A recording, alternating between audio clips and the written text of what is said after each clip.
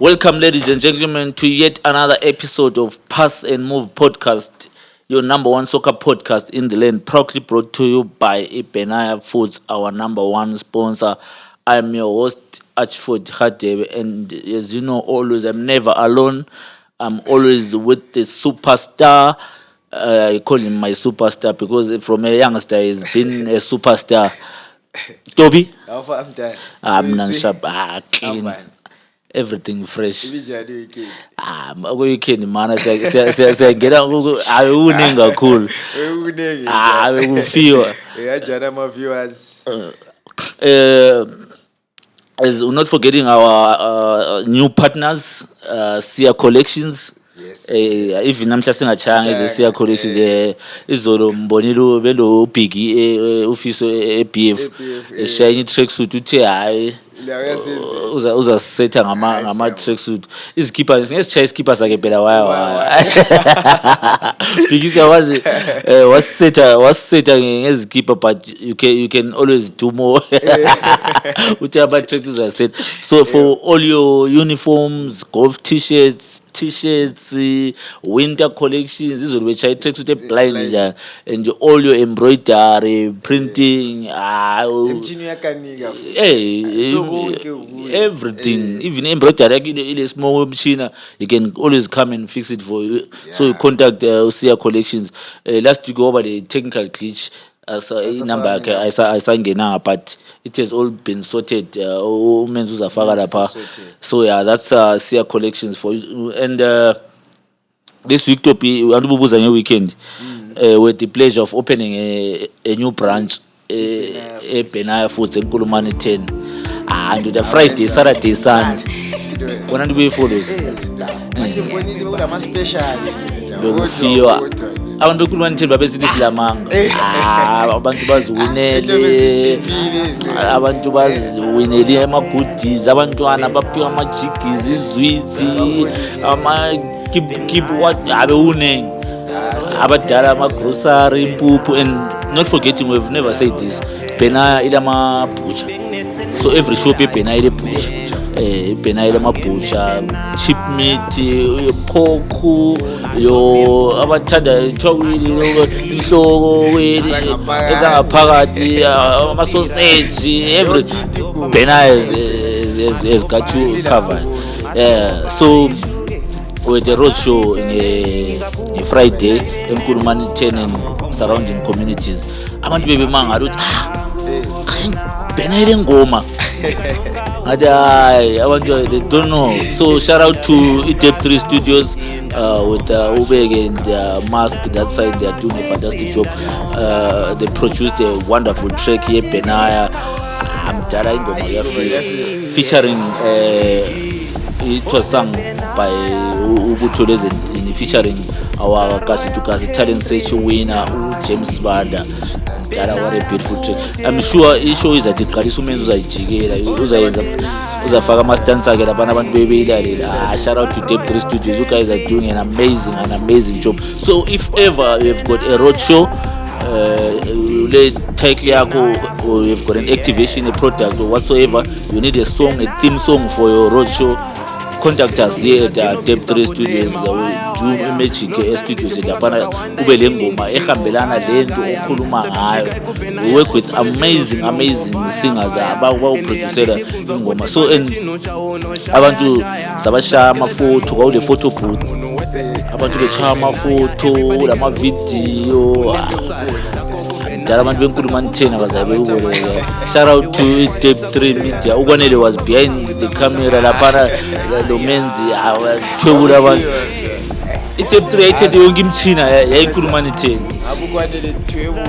Ngapho Sida DJ Sida on the decks lo mthoko kufiwa sound sabe sithatha sister lokhuzeni podcast yethu enkundleni uLeslie wayengu MC.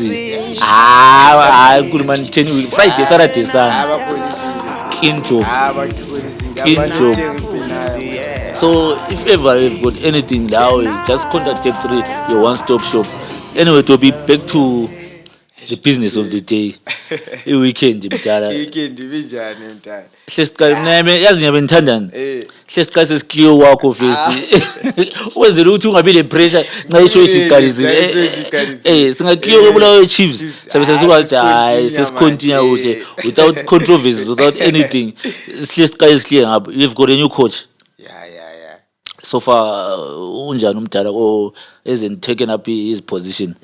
Anti yabona ubuye phakathi kweviki, so I think kuyabe kunzima ukuthi uhluqalise ngokuhle ubambe izinto kawani ungabazi abantu yabona, Okay. because umuntu ade kwenye i-region. Oh, yes. So maybe yabe ungawazi kakhulu i-region yanga, so befuna ukuthi sebone lama players since yabe ngawazi yabona. So but ube lelaki lamba la draw follows lahle la phezulu. It's another thing konga. Lincede iluze wani. Simulethile la ejuice ukuthi hayi but lapha kanjani uyawinika ama game la, so we are looking forward to work with him, so ukuthi siyanga. Alright. Lincede iluze wani lahle la draw la asincedanga ndoda ngoba labantu bafowina ku-right, so laba badliwe lathi siwine kube njalo ibu balance. So yeah, that the Chiefs has got a new coach. Omachisa sebe the coach omusha. Ubeke they retained his position as the assistant coach. Lo Anze again after uthwala in Tambo. Yeah, for that time. Speaking about Division 1, Toby. Ngithe check ilogo Southern Region. Umthulisi abantu bahlala besithi mesikhuluma kakhulu ngomthulisi. Umthulisi Maphosa is doing amazing. Ngiyayilunanzelela uyagcina ngena. 6 wins in a row. 1 goal conceded. It shows he was a defensive link man and a defender as well. He has really transformed the Black Rock. Singani la sibonakala ukuthi but asoma pushovers phela la. Mdala udli boss 91 not. Sekule 19 points. Lena le 20 le wangi le 20 yena is just behind le nge 19 and the season ithe iqalisa he was languishing in the bottom ethatha team there. Imagine ngihlala ngitshela abantu ukuthi give young coaches a chance. Because they've got the idea these days.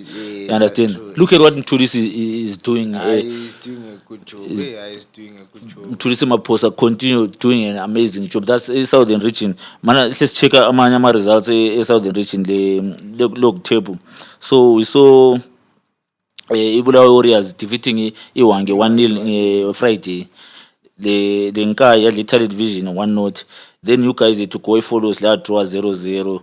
Umthulisi, as I was saying, it was 90 1-0. So we see Ibulawa Chiefs back on top on 20 points level with Iwange also on 20 points. Then Umthulisi Nkai, the case mine 19 points. Competition emnandi. Then down in the bottom we see Nast Jordan Ajax Space the Eagle Live. Nast ye phansi 12 zonke 4 points. Jordan ile 8, Ajax ile 8, the Eagle Live ile 10 points. So Southern Region is kumnandi. Because ku right ngokuthi antu yabona ukuthi wonke umuntu bethi player Chiefs so kathi sokungcono sesiyene zodwa la awuseni ukuthi yana yiyo hayi sesithini wosobe sele pressure ukuthi umuntu bethi akathi sawusena awazachaza our team okay ama team se serious nice I really like that. Which our team okay so we that then we go to Central Region. We're talking about young coaches. Johannes Ngozo also doing an amazing job. Considering ukuthi faces in the Gwanda Pirates, like Gwanda faces in a good Division 1. So that is continuing with a good job. I think Bawine 1-0. But the try in the ngani Gwanda, if I'm not mistaken. Man, let me check the results proper. Nancy Gwanda Pirates 1-0 a blanket mine. A blanket mine.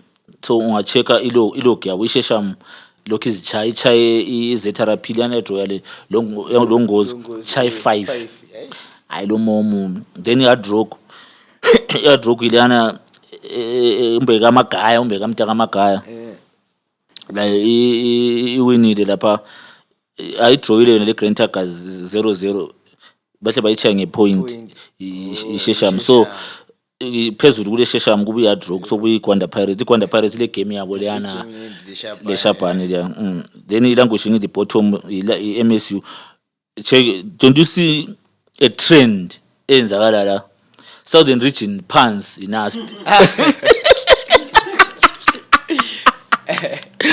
Central Region ephansi MSU abantwana besikolo chana webhora lidlala isikolo soccer lizifundele isikolo soccer igrade yabona college soccer or university football or something bedlalela ama league awo bengangeni ngapha emalini utopina la belidinga imali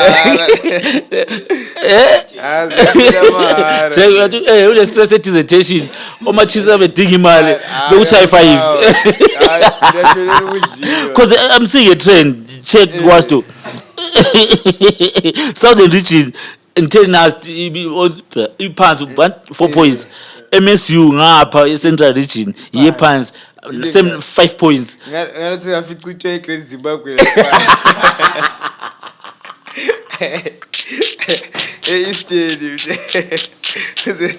usithole wasi Eastern Region ukukhathala besifuna ukuthi is update but last I heard i-Tenax winile so le Hunters i-Tenax iphezulu le Hunters ziyalandelana benithe ukwazi to acheck ilokuzeni ilog yabo lama results manje khayani Eastern Region abakho serious ngokulokuza ikhatshana abakho serious uku-update I check we living in a global world everything is on social media abantu manje these days awukusela abantu abaningi babefuna khona ngale ku Premier League hayi please abantu abafuwela ku Division 1 thina sifuna yazi you know why we do this sifuna ukuthi i-team isibuye B4 ibuye Luvivi uthwale i-10x abantu bebe le ID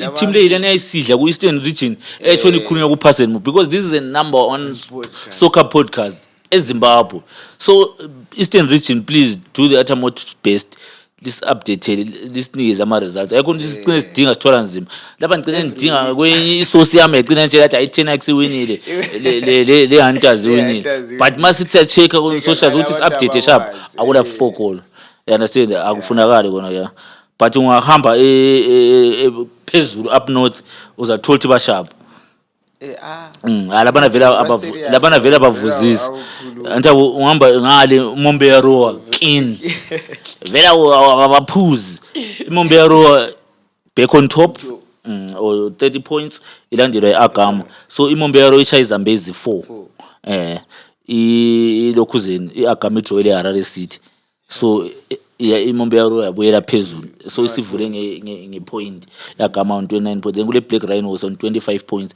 bayichenga 5 points uScott uzamani neteam le awuScott into because I'm always thinking ngambona because ile bus elihle njani ngibonile there's something happening eZimbabwe kule team Division 2 ngibonile eBedbridge ethenga ibus ndio into engizibuza yona ukuthi abantu laba why iblow esingila kanti lina team oyidlalelayo inama centrators tshela nomdawini buy bus ndio faka i-green machine umdawini vele nge-standard isetwe Chiefs buy bus ngeke idlule ama team awu Division 2 eZimbabwe kule into eyenzakalayo eBoreni engani iyachaza ungabona i-team eku Division 2 all the way from Bedbridge ithenga ibus a clean bus for that matter Division 2 ibhasi lapha likhulelele chicken le vele aba lele bhozo kathi wayosithele chicken kanje kule lela nanti iyayilenda nje train nyaratho bawezwa ase yayilenda lethala bose siyesikhuluma amabhasi bawezwa ya bawezwa inyarathi ayesikhuluma amabhasi abazigabhelayo siyafuna abantu uzithengile buy your own bus ayilendasi baliphila million uchiva buy your bus asicheke sesiqedile iDiwala asikhayela abafazi we're going over to the ladies soccer iZimbabwe Women's Premier Soccer League just khaya lama team ethu angapha Imphosa le Island Imphosa Academy Joy Black Rhinos then i-Island ayisadlalanga unfortunately ayazi kwabafazi mina it's less fee so to cover everything but okunye ucina kubhowa nje yazi kuthiwa njeng Shesham ibuye ingela ama license Premier League i-Premier League le yabo mama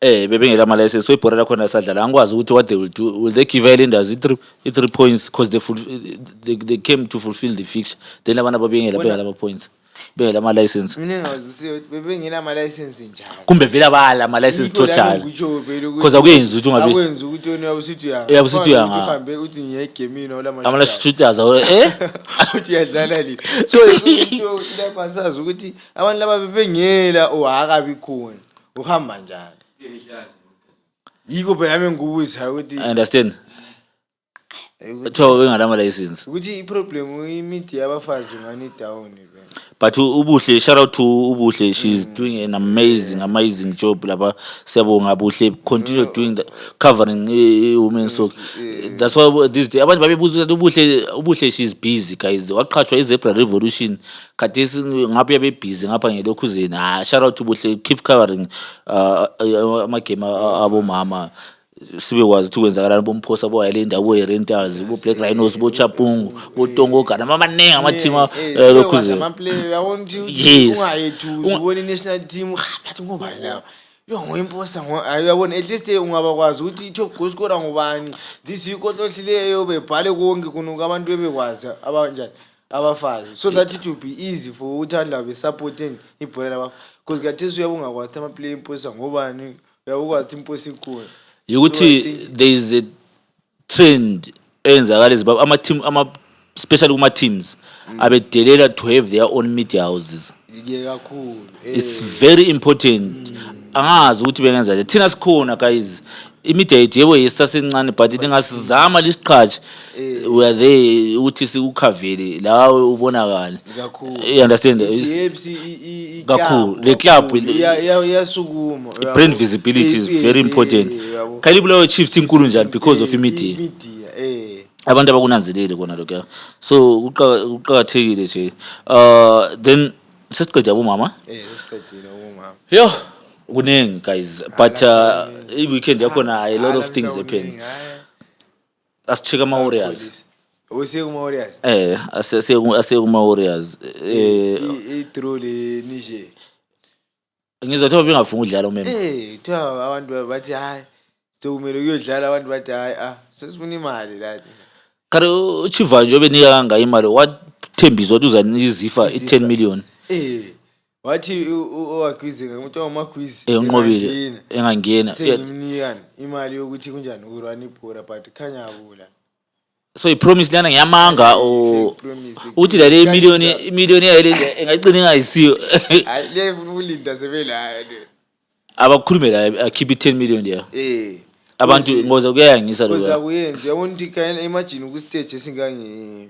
because ngizothola amanda 17 lapho akaphiwa imali ama allowance awo eish uyabo sesibuyela back to i-era liyana wena umakhwizi bengani ubuya kuhle ngani ufuna ukutshintsha izinto ubuya kuhle but ungabona sokusiya ku friendly very international lise Morocco abantu abasafuna ukudlala international friendly so kumele iframachini ibhokhiwe ndoda istadium eMorocco sahayo ihotel eMorocco yahayo uyabona but you fail to pay abantu bakho ama priorities ethu kahle kahle mina ngcono ukhansula ama friendly ukhansula kuthiwa alright abantu bephi imali zabo nqabe lama outstanding set your priorities proper kakhulu because yebo abantu ba represent ilizwe but ufuna ukuthi la imoli idle ngoba umlwana usemsebenzini umsebenzi so into yokubonga ukuthi ihambe eMorocco ndiyabona so tourism abakho holiday abakho abantu sebesemsebenzini wona ngathi vele friendly we cancel because kuyabe sokuya ngisisilizo ukuthi You understand? friendly belungise ethiwa national sports ipheli but national sports bayithuna national sports bayithuna mbonile sebegebhagebhile water drainage sebefama water drainage befaka iloni phezulu. I think yiko sokuselele lama media rooms o parking wathi konke kusharp.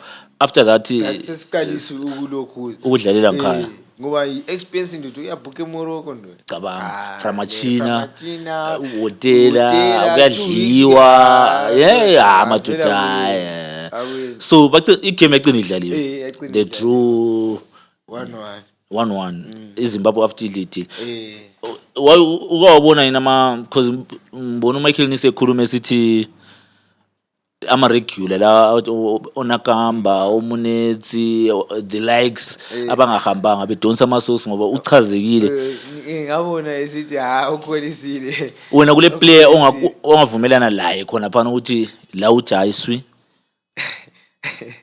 kumbe uyasivala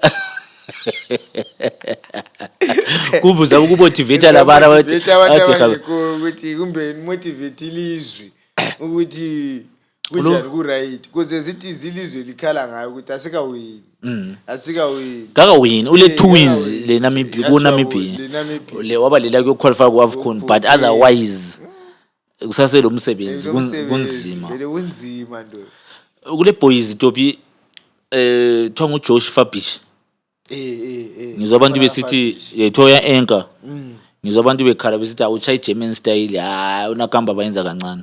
Yebo mina uthi angisambukelanga because wangina ngani lama zange ngimbukeli but abambukeli leyo abengikhuluma labo batsho njalo angabi kwazi zama ukuthi awutha uchayi German style vele liyana ukuthi uyaliwina apass ayaliwina apass uchayi 2 touches hard working but so yiko ubona khona nje wonti lo umfana kaFabish la lokuza la uyabona so ngibe umuntu omele sibesibanikani i-chance not ukuthi siyambiza kathesi uzathi wafukhona uzothwa kakho uyabona uzosimelela futhi enye friend yozabuya bembize futhi so umuntu onjalo ka develop vele lizwe understand but manje umuntu onjalo uyi-advantage yithi thina ngoba uyabukwazi ukuthi umuntu lo sele experience yangale ubu AFCON vele kuyabe kunjani kuba easy kuye aso umuntu kuyanceda lelizwe uyabe encedilizwe yabo so iZimbabwe ayizange win ama friendly yabo baluza i-first game to Burkina Faso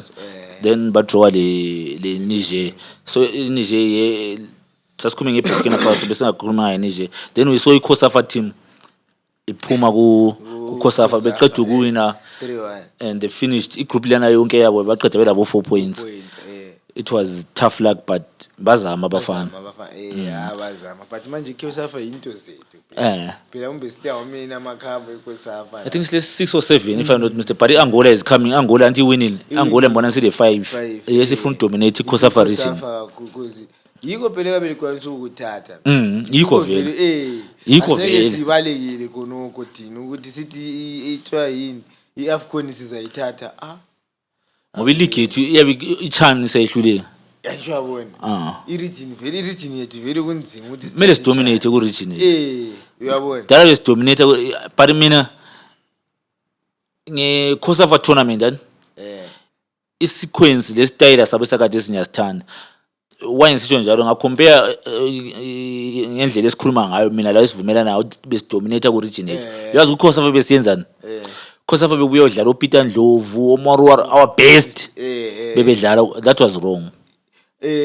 yabona into eyayisenzakala lapha thina eZimbabwe njengala kathesi kuzulu kulo Sunday Chitsamo kube thatha kakhulu ama local players abe kufomu uyabona mostly then sethatha labantu abasegol abangadlali kakhulu kunemani unational team because into yona uyabusubuild i national team yakho lapha there was direction in that manner uyabona because at the end of the day akula ama game singadlala thina lase Zimbabwe ayenzi ma friendly amaningi but khathesi besisukusiba ngcono but andibona khathesi besikhuluma ukuthi bedlala eBurkina Faso de Niger so kungcono sokusiba ngcono so into abangayenza ukubuild up from what Chitambo was doing ukuthi bekhangele abantu abangangena ku national team or have our under 23s kube yiwa part it helps it COSAFA tournament iyanceda but indlela esasiyenza ngayo siyiwina mina I was not happy because those are top two flyile all the way from Sheffield uzodlala iCOSAFA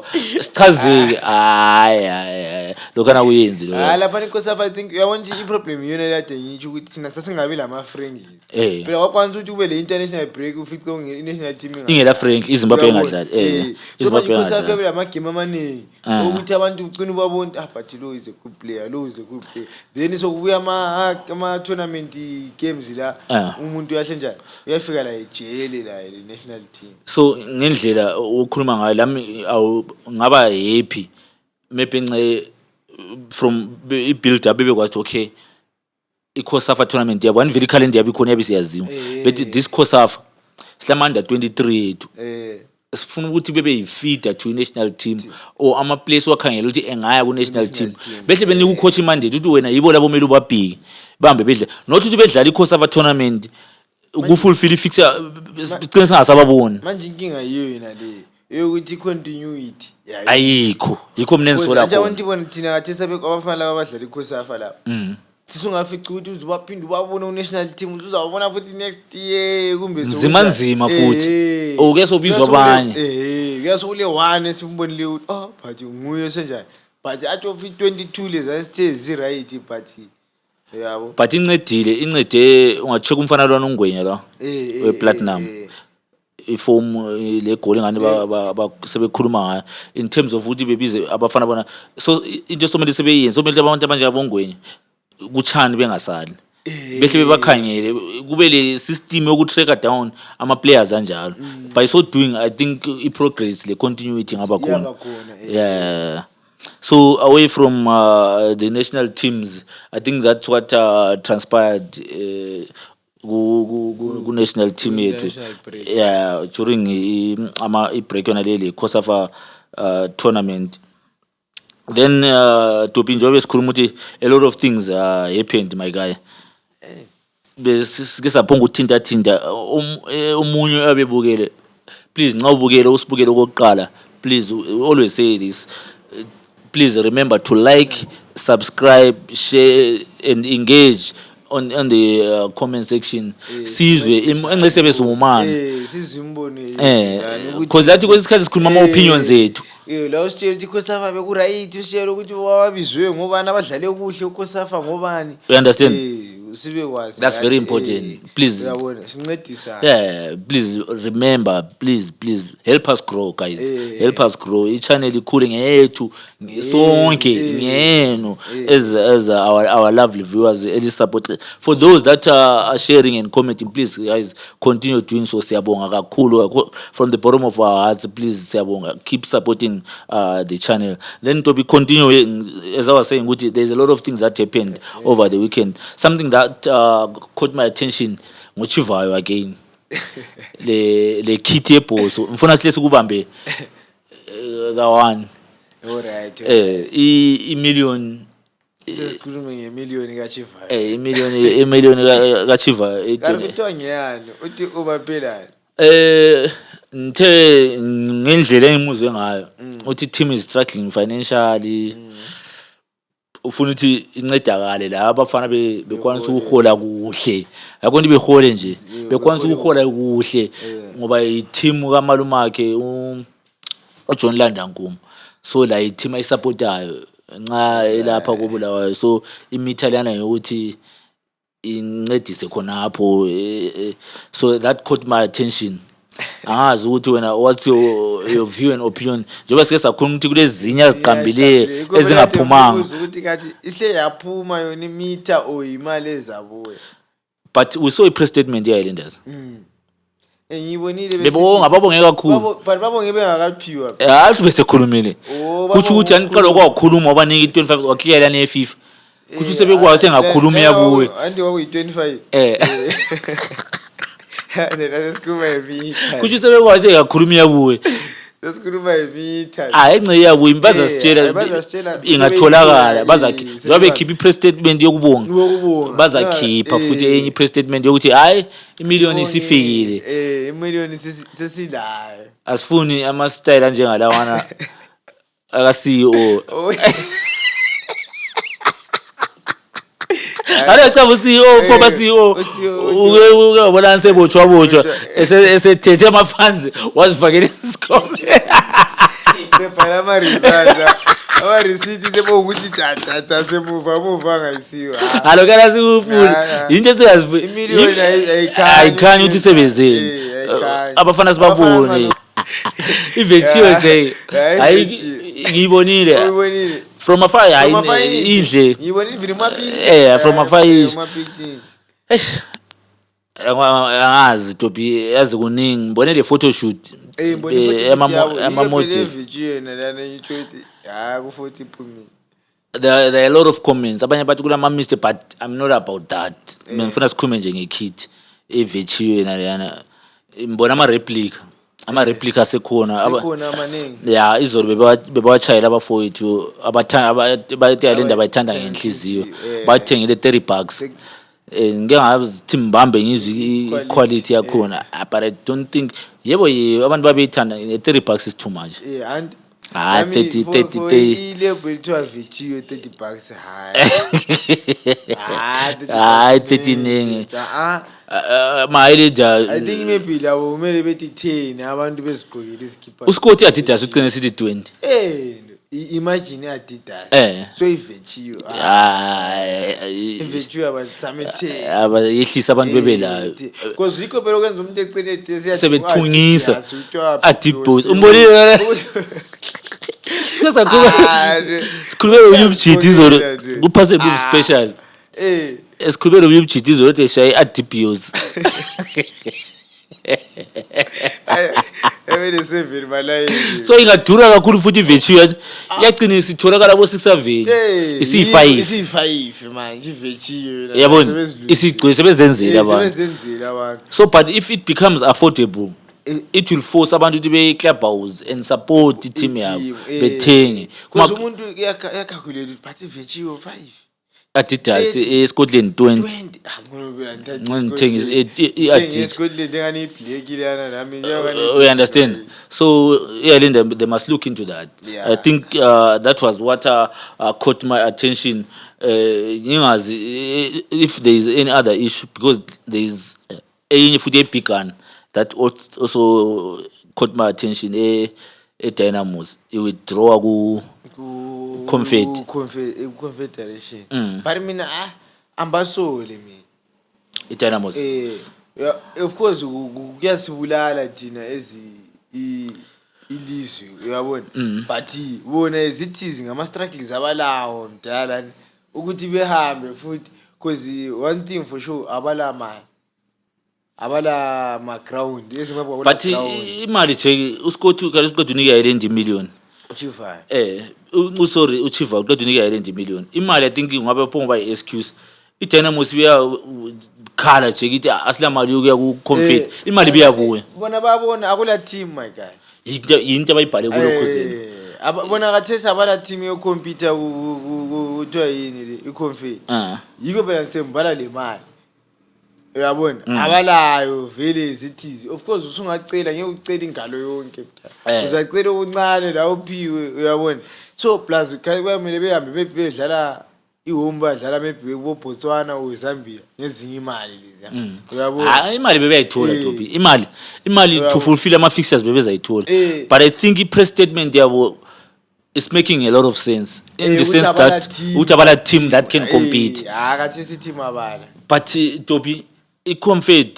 the AFCON there's still time for i-registration bill for kathesi kakhulu so bebeyacela phela imali bethenga ama player bebeyathenga into yathi hlupha ngeconfed bona kade kumele besayine 5 uyabona because already anti kule lokhuzeni ileague yabe iwin league yaselivuliwe liphinde livalwe lingakanjani ingakaqalisi then ukuthi uregister abantu lapha usuzadinga abantu maybe usudinga abantu 10 ongaka for ukuthi ba register nga confed bona laba bedlala iconfed kuphela uyabona so I think bedlala iconfed bengekho bengadlali league so bakhala isikhalazo sabona yasizwisisa vele kona lami mbazwisisi so ambazwisisi we are waiting to see ukuthi ingezi because kumele ube auto phela anti Dynamo draws badla ingezi ku final so ingezi automatically must fill up so ingezi samele uthi ingezi sizwe ukuthi izahamba yini because you must have a representative because yakwazi Simba vele iyadlala i-Champions League ayisimba ngithembile because into zanzi yanceda Dobi there is exposure nje iningi khale sikule World Cup Club World Cup that's happening i-Sundowns did well past 2 seasons that's why they qualified for this World Cup imagine iSimba ithi ayifuna ngeClub World Cup khale iZimbabwe ayila club that's participating ku support Sundowns because kulo Divine Lunga is the only Zimbabwean ku Club World Cup imagine 32 teams bra all over the world participating ku Club World Cup we've got only one Zimbabwean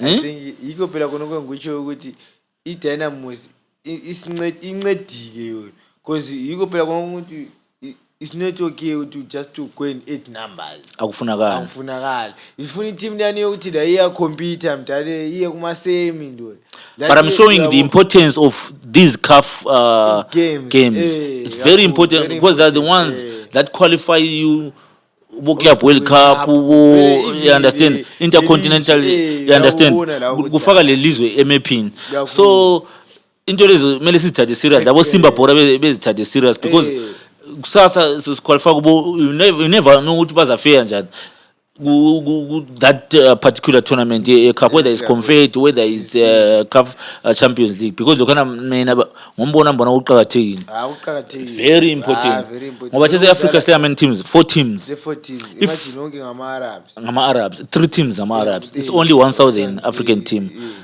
so you go bona khona ukuthi must do more that thing try and improve and we take these CAF games very serious kuyasincedisa yiko phela nje South Africa la uqala engathathi serious yeah up until Sundowns yaqinisa ibona hayi into leqhathekile uqinisile lathi thina sasukuthatha serious during iDynamos sase serious bo 90 ngabo 95 96 97 98 serious ukwazi ukuthi kule Dynamos and ungachecka ngesikhathi sona sani Dynamos doing well iZimbabwe national team ibaya ngokubaya ngathi wabaya wena uyabukwazi ngathi la okholile enjoy uthi ufile la uthi lapha ameZimbabwe but khathesi wedidlalile zara abanye abantu baselanda you understand it's because of these small things esibonani aqhakathekanga but zinjani ziqhakathekile blind vele khona kwani uyabona ngathi South Africa they are doing well nxa yakhona ku tournament yona le even national bese mfuna ubuya khona abu check even national team yabo sebekwazi ukuthi experience liyane eCAF liya isibanceda ku AFCON kind even iCOSAF futhi bayithethe serious even ngabafana abancane othi bedlala badle ku final iAngola because iAngola yabithatha vele iCOSAF very serious bona baku team building exactly because abafana basuka ku COSAF uzambona ku national team uyabona 1 or 2 sebeqoqoda ku national team and I pick up to Bruce lo vele kala kuthiwa ngubani ndo no favor odlala kuhle umbule 16 years umbule 17 years umbule ngawo as long as you are good enough you are old enough uyakufaka akacicisi so eZimbabwe somese ukukhangele in that way kuyanceda because yena vele ngabaleka lama teams ukuthiwa yini yona le Confed lokuzeni inational team yeni yaqina yeke because the experience elithatha ngale liletha ngando siya ku AFCON when you are the right person to speak to phela abantu bengabe ngawazi you play Champions League akho competition lana very I saw competition lana yonto ubonga udlalwa ndoda abantu bayithatha serious yikubona ama Arabs vele hayi avuzisi ndoda ukhoche ngehle ukuthatha kwani uyamba experience wayithola ngale kuma Arab injani nxa ukhona thola engcwele abanye abafana abancane ababibukele befuna because Jake wena ngendlela wena udlala iChampions League futhi sasabiza awuzama leke lawo lokwenzenini ndoda wesi uyabona I problem yethu I think ithina sometimes uyabona sasekhatshana ngempolo uyabona izimo sasekhatshana amathami lana thina sasifuna ukubonga uyenza ukuthi uhambe lamuhla kuphela lisiyadlala kuphela labana ndoda they are serious ndoda la uyabona ngendlela not ukuthi eground very ngendlela abakuthatha ngayo very to build up to ama games la uyabona lehle libone la feel but la ikubona kudala la kwanisa ulaliswa kwenye hotel enzima lana ukuthi la but iCaps kodwa nabali treat sharp ba street sharp but konke la belikwazi ukuthi ndoda lapha uye gamini la i-experience yona leyo Topi because mina I'm more of ubuild intwana ezabe zisibukele yeah what did that experience do to you ayanceda kakhulu mdala to become a player that you are today because that was umfana omncane lapha ngihamba ngimfana omncane maybe I was 23 24 uyabona la uyabufila la ukuthi but ukhathi from machina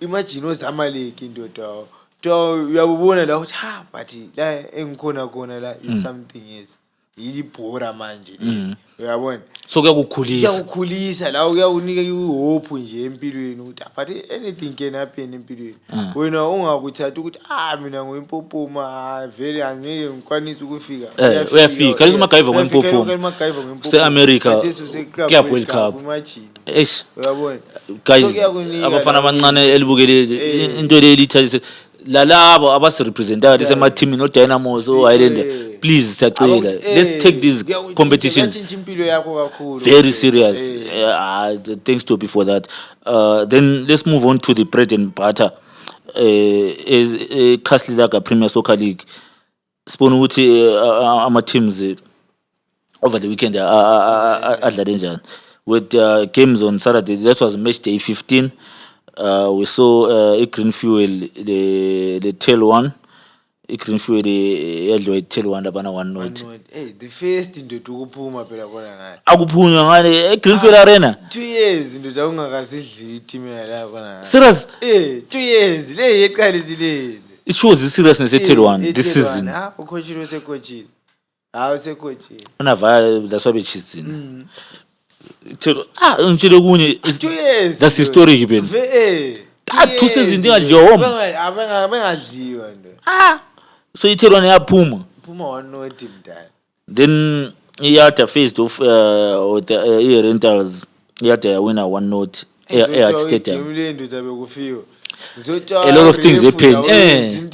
Aso mama nwana. Uthiwa umama. Umama nyambona umama nwana kwathi into ngijekela uref odi refula iyada le Rentals because it's the problem yabo ref. It's the problem. Khanya ube uyesi lo khanya ube uyesi. Your former coach mona top period card. Vele bekekele. But winile wona. Wini 1-0. Vele kube sepana. Umdala uyayazi into yakhe iyada phela uyithethe iphansi singani sevusavusile. Then eMandaba FC Platinum played against iKariba. Anibe ngutshela ngomfanana noNgwenya lana ohlohle uKhosafa. Chocha iBrace. Yabona i-tournament yani T-Sharp ebafanele bona laba. So sikhulini. Chocha iBrace ngishota ngama goals sebawatholi. First time would be more than 2 goals this season. And not imagine they've not for iKariba. iKariba bengahlohla eziningi. Bengahlohla For them to score 4 it shows ukuthi they are doing something right. Say umapeza sewubambile umthambo wankhona. Right isiform isikhanya. Then there's another coach who also came in after we coach uChitembu in Bakala. Cape United ayisebambini. I saw the goal ka uBenny. Icross uthi umntwana bekona kwana ku squad bayibemchiya this. Iyahlupha indaba yakhe. Kuthiwa awuzange ubone upress conference bembuza uMichael Nisi ngoBenny lo uThabo Shandiro lo kwa.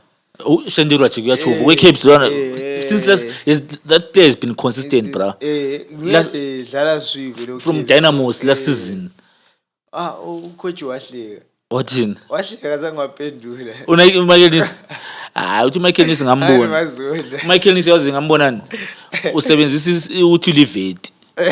Angutshela manga kule into uthi nxa uliveti. Lathi singabodaka sabe siyesabi iveti ukutshela. Uthi umntwana kulezinto eziningi angazenzi sharp. Ziningi kakhulu mina engazibonayo. Angazenzi ehlala sikhuluma ngazo kona kusho. Jake, look at players that are squad so club afanele club. Yiko phela ngikusho ngithi iCOSAFA naleyo wakumele ukuhambe wona laba ndoda abathisileyo. Uyabona benza into zabo.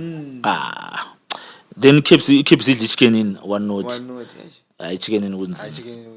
Kunzima. Hayi chicken kunzima.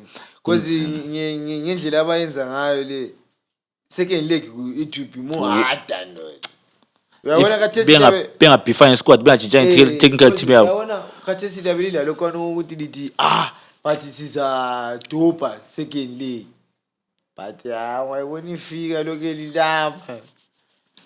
Chicken ku plan. Then equipo iBikita Minerals the Dynamos. When equalizer iBikita. The celebration the trend. After abathatha wrestling. Celebrate sister yini TTT yini wrestling. Umtholi urefu nje.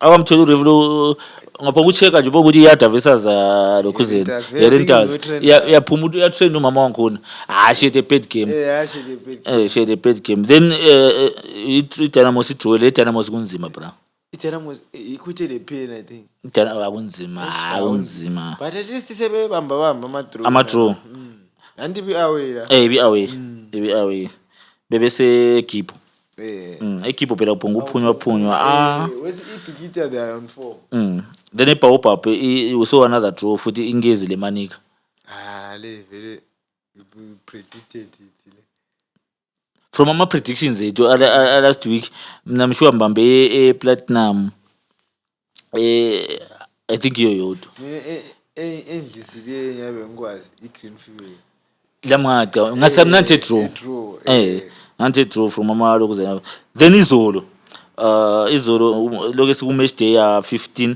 izolo we saw a triangle the log leaders Imozi they drew 2-all the triangle they are now doing a good job yabona manje ngathi from lokhuzena uGenesis ngoba ungabona beholder ama log leaders amawudzana mdala amoza isiyokuthamba nayo vele ungabona ukwenza ukudraw le team enjalo was from behind phela ibe from behind itriangle because I remember izolo is very beef 1-1 itriangle 2-1 mina vele mina ngithi une 2-1 because it is buya yakhumbula menzi ngutshe ngithi Imozi winning vele ngithi une 2-1 it get draw 2-2 first half bahlohla nge45 plus i second half bahlohla kumbe it was 80 something mina all along vele bengithi hayi bahlohla 80 something ande sensisympathize le Imozi ali Imozi yangichaza so bengithi hayi Imozi njani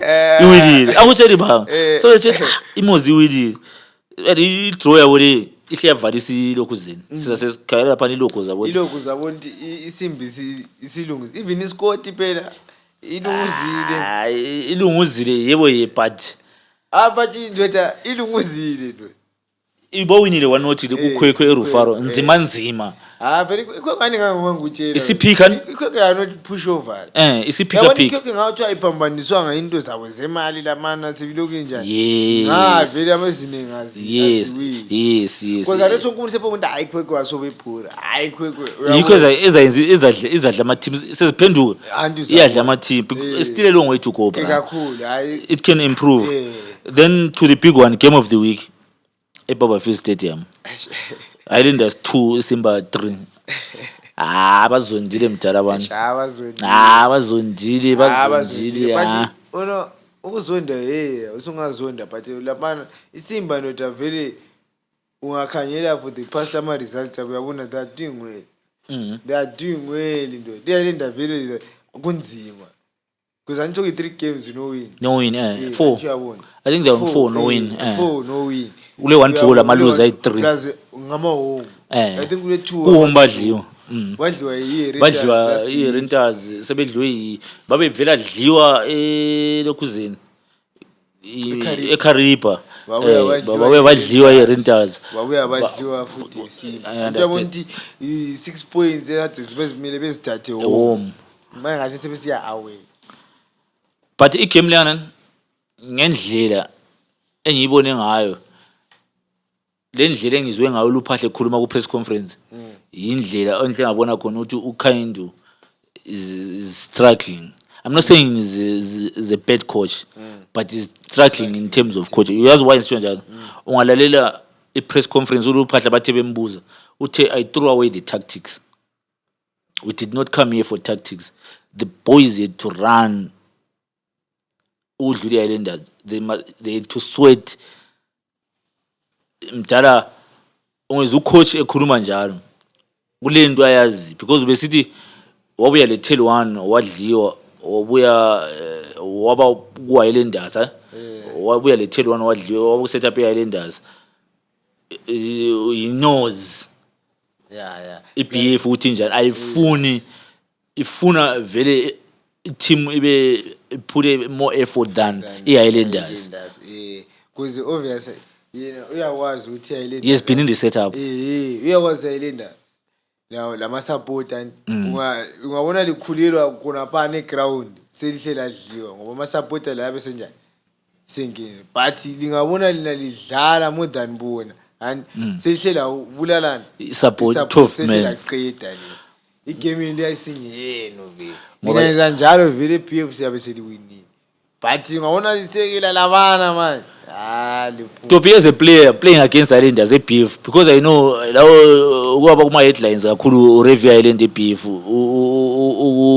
ubulawe city cause ubusiba le man of the match nxa use BF. How is it playing against the Islanders eBF just unike nje lo amqondo la lokhona kuyakumotivate amdala vele lana yi game engafuni coach ukuthi wena ekutshela kunokuthi what he said you understand why is ujoyela uphatha blind lana vele aso game yokuthi wena kumele ufike unjila ukuthi Manchester labana wena kumele udlale so kumele ugijime so hayi mina already mina mind yami vele sinjela ukuthi laba akudla lamuhla aze utweni namuhla akudla nawe vele ungene njani elihleli tshaya umuntu amadoda thina laba vele singona sibakhulela laba phezulu ngale sesiqedile alright uyabona ende singaba lucky eli goal singathi da akusi because that way you always had good games eBF vele eli vele ngabona lihlohla lina seliqedile because mbona umfana lona uJunior Makuningi anje yabona ukuthi uyabe enjoy enjoy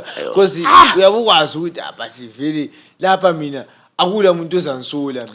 Then my next question to you, abafana be Islanders bona bahlulwa yini usebenzisa i-12th man because ngiyabo beshayine like because Jeki team is not the Islanders that we know Jeko owner labo ngozi bebekholisa nje ama team abesaba ubeBF ibe ngitsho ukuthi uyabona kafana i-current squad i-Islanders I don't think ukuthi i-mental strength isafana laleyo ijoyo uyayibona yokuthi sometimes phela nje umuntu kuyayethuza nodabantu labana ubayenza bebe happy ke bona uata uyabona because sometimes wakwanza ukuthi ufuna ukwathabisa ngale awona wana vele kunzima noda bona uata ayenza ama blunder man baze bamsabhula half time anjiyabona bamsabhula half time esedlise 2 goals i-mental strength vele sidlo ngingekho sharp uwayelendani hayi ibhola lebhola yaliyekile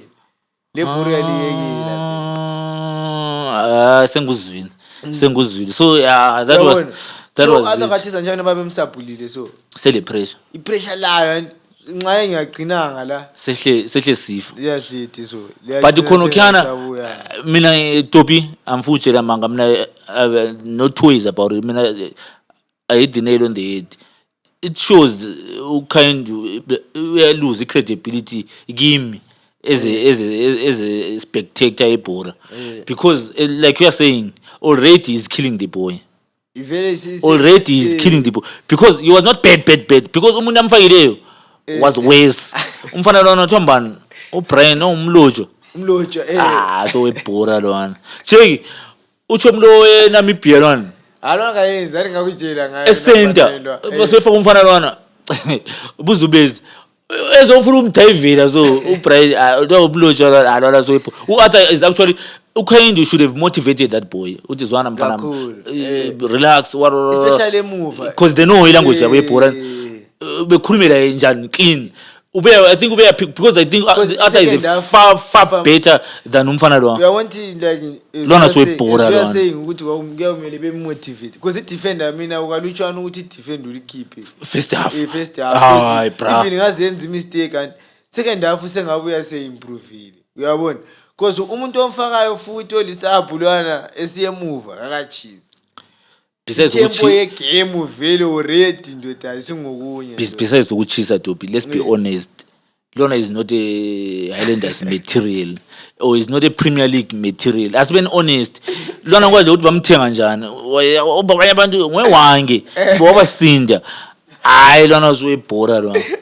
Hayi Jay, I'm sorry to say this, but that one is not a soccer player. Lokhu khaba ibhora unyawona ngone bengani does bomb so hayi lona zoyibhora lona hayi abanje kunzima uyabona sebeyikhwelezi so yi-2-2 u-Arthur could have done a better job than umfana nalwa if motivated but abantu ibhora ibhora silibona ngenye indlela asoze sikunanzele kwa lokuthi lwana vele umuntu lwana soyibhora because umbeba usually Jay angazi ama-support yayilendi ukuthi izolo bamzondeni because sesikhuluma labo kuphase move bebemsola kubethi abanye abasamfuni what we understand but to me of all the games I've watched umbeba yesterday bra i-COSAFA tournament la emncedini yesterday is one of his best games. He was cool, calm, collected.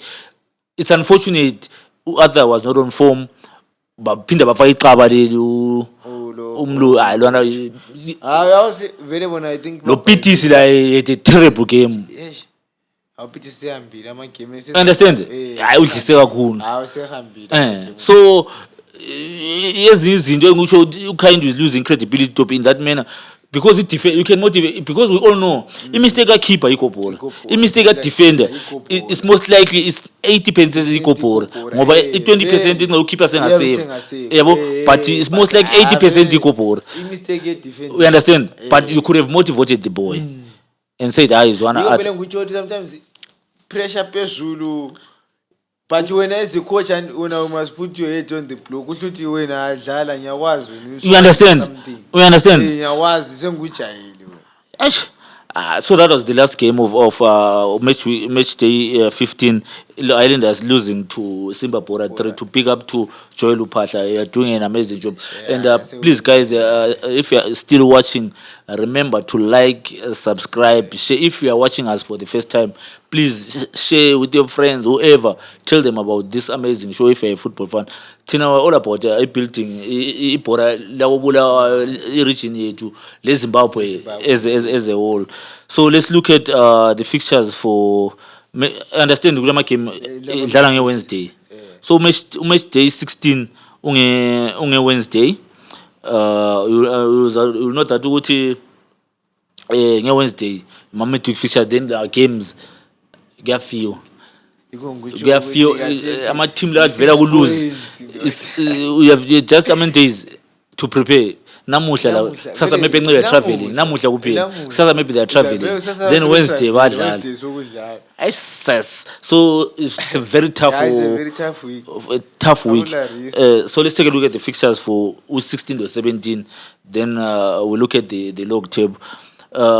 Match day 16 on Wednesday we've got 25 June 2025 for those abazasibukela ngo 2026 siyaphambili ithele one le Kariba eAsco Stadium from form ele tell one so it's straight win. I think that I think that was his own then Renters ile Platinum eRufaro Platinum straight Renters ngekime ngendlela iPlatinum esile form ngayo lo mfana lo wakondlovu ngayidelela kuyibona Renters umdala nxa ikhona first half somele behle benze umsebenzi manje vele then Simba Bora ewadzanayo ile Bikita then Islanders is traveling to a tough fixture mdala imanika ku-home bevela ku lose yabo le wesibona bavela ku lose yayivela ku draw then vela ku draw more motivated ngapha ukuthi badlale wesi Island motivation so vele kunzima ku-Kind the Zambian Gafa madude then eluveve chicken ini lengezi ingezi chicken in lokhu becontinue istyle sabo leza namboni ingawina eh ichicken I win I win I win I win. The best they can do is a draw. Yeah, I win. Then last game on Wednesday is Greenfield versus Scotland. Greenfield Arena. Sebevulile so abanye abathi ngokuyithrow draw. So ama-draws amaningi Wednesday. Wednesday phe lama msingi love. Then Thursday 19 June is Dynamos versus Yada Rufaro. Then I think this is the game of the of Amametic fixtures. Yeah. So it's 700 it's 70 kanti okuthiwa yini u77 ubona idliwa Yada Yada straight draw. yeah it's another result but Yada in favor of Yada. Then Moses and Caps Ngoni straight Moses straight vele ku draw is that straight but isiphikile phela uyenibhakhala ngani seyibambile ayipike babanye hayi Moses umodzana so okay bathatha 3 points 3 points. Then Kwekwe last game is Kwekwe versus Triangle Ebata. Another draw. Yama goals draw 1-1. 1-1 2-2. So then the weekend that follows Saturday 21st June Scotland versus Telwane Rufaro. That's the first game of that weekend. It's a good one. What's your prediction? It's a good one. But it's a draw. That is a lovely draw. Then Pikita ile manika ekipo. Kafia la draw. Then Karipa ile Rentals eNyamunga. Karipa straight. Then the Sunday that follows it's Triangle versus Greenfield ekipo.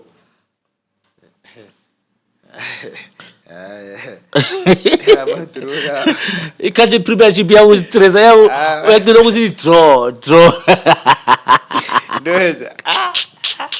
Lere ingani deep iCaps le Kwekwe uyabamba eRufaro uBhakala yathatha 3 points so yabe ngokutsho kwakho uyabe vela ku lose ngale Ngoni ebizobamba hayi sabona ngemandla sabona yebadi. Then the big one, this is game I think this is the big one lenda le chicken in iderby, this is the Bulawayo derby eBF ngesandi phela so yenzakala ukuthi zonke zezivela ku lose yini singayenzakala kuna kube sivela kuma draws kube sivela kuma draws so kayenzakala but asiyabonga ukuthi ayile ndichinkuki wini khona iyaqanza mina bemfuthi even babachiyanga iChicken in is a boogie team for Islanders ngazi idlwe njani bakuwa Islanders abantsara isingaba nzima isingaba idraw then iyada ile Simba hayi si ehard we draw manje then iPlatinum ile Dynamos straight Mandawu straight plus. So those are the games for this week. Then let's look at the log table as it stands right now. Ukuthi ama games la weekend ayenzeni ilokho. So we see Imoz on 31 points followed by Simba on 29 points. Both have played 15 games followed by Scotland third position. Ile game yabo lana le chike ama points abakawafaki ile 26 points. But whatever bengafaka it's only a 2 points game between Imoz and the two. Then there's a surprise Timothy Skruma artist Telwane sitting on 4th position on 24 points. They're doing a good job. Then see a phansi kuma relegation candidates lapha you see Kwekwe ithwele zonke yasindelwa on 8 points. Look baba le 8 points since phela baba le 8 points ama problems eqalisa so wahle kwama followed by Triangle on 10 points, Dynamos on 11 points, then Chicken in a relegation spot on 13 points. kunzima mntana hayi inkukhu ingenzi njalo hayi. So yabona lina somele lingene whichever the case might be uthi inkukhu ingayehla lina likhona lingayeli wangingeni awumela ngiphume but ngendlela okwenzakala ngayo yabo. So that's the look. Then kuma top goal scorer lapha uNavaya lo Verem lokhe be 99 babambene yibo aba-fighted i-golden boot. So ladies and gentlemen, that's what this week's show.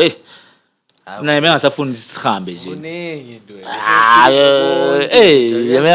ngingasafuni sisaye phansi. So many ube lethi ngase sikhuluma ngeClub World Cup.